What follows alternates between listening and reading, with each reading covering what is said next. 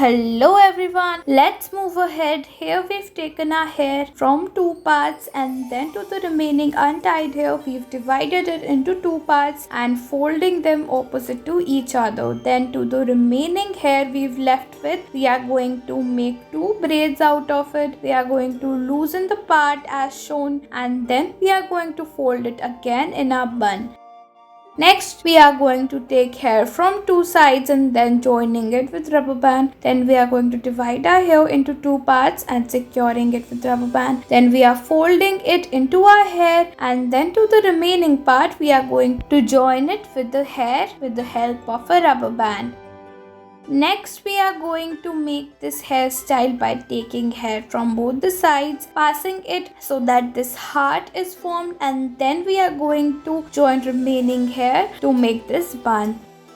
Next, we are going to separate our hair into two parts, starting by making a braid from one side and then we are going to fold it out into this kind. After that, taking the remaining hair, joining it with rubber band, and you can see your hairstyle is done.